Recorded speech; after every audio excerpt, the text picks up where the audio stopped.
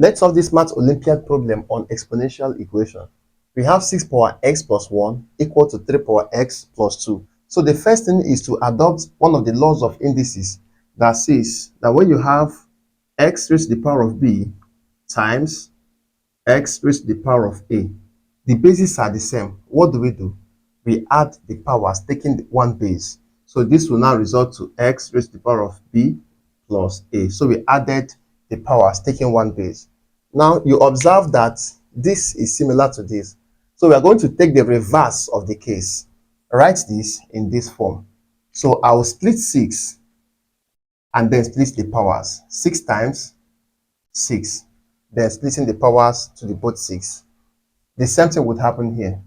So I have 3 raised to the power of x times 3 raised to the power of what? 2. So having done this, you observe that we have like terms in this expression. This is a variable and this is a variable. So let's find a way to bring the variables together, and then the constants, we bring them together. So this is 6 power x times 6 power 1 equals 3 power x times 3 power 2 is 9. Now to bring them together, I will divide the both sides of the equation using 3 power x, after which I will also divide by 6. So if I divide here by 3 power x and divide here by 3 power x, 3 power x cancels out 3 power x here, leaving us with 6 power x times 6 power 1 all over 3 power x equal to 9. So I want to remove this constant 6 from this place. So I will still divide the both sides by what? 6. So just put times 6 here and then times 6 here.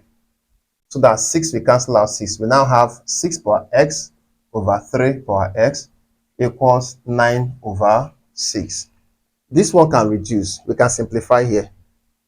3 divided will give us 3. 3 divided here will give us 2. So this gives us, meanwhile, 3 power x and 6 power x have the same power. They have common power. One of the laws of indices says that when you have let's say y raised to the power of x over let's say z raised to the power of x, the powers are the same. So write them as a common fraction with a common power. That is y over z all over what? X. So let's do that here. This becomes 6 over 3 all raised to the power of what?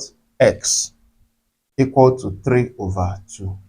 You observe that 6 can be divided by 3. So let's divide.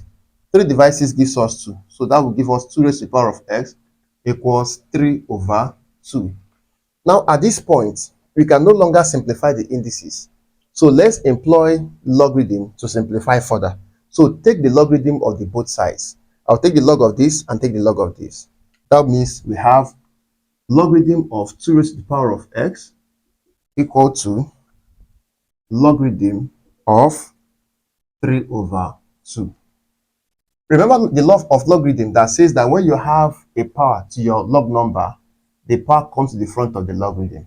So this gives us x log 2 equals, another law of logarithm says that when you have logarithm of m over n, you split it to logarithm using subtraction. So we have logarithm of m minus logarithm of n. Let's do that here. This will give me logarithm of 3 minus logarithm of 2. So from here, you observe that we are looking for x. So let's divide the both sides by the coefficient of x. That is log 2. I'll divide here by log 2, divide here by log 2. Everything will be divided by what? Log 2. So log 2 cancels out log 2, leaving us with x equal to, here we have logarithm of 3 over logarithm of 2 minus log 2 over log 2 is 1. So this is minus 1. Now to have the final step, let's recall one of the laws of logarithm that says when you have log m over log n, we assume that the natural base here is 10. Obviously, anytime your logarithm does not have a number, I mean the base, it does not have a base, then it has a natural base of 10. So we use what we call a change of base to bring n as the base of this numerator so that we have a non-fractional logarithm. What does that mean? This will reduce to logarithm of m to base what? N. Okay. This happens provided that the bases are equal. If the base here is 2 and base here is 2, it's possible. If the base here is 10 and the base here is 10, of which that is what we have, then it is also possible. So this gives us x equals logarithm of 3 to base 2 minus 1. So this is the least we can simplify, except you want to get your answer as a decimal.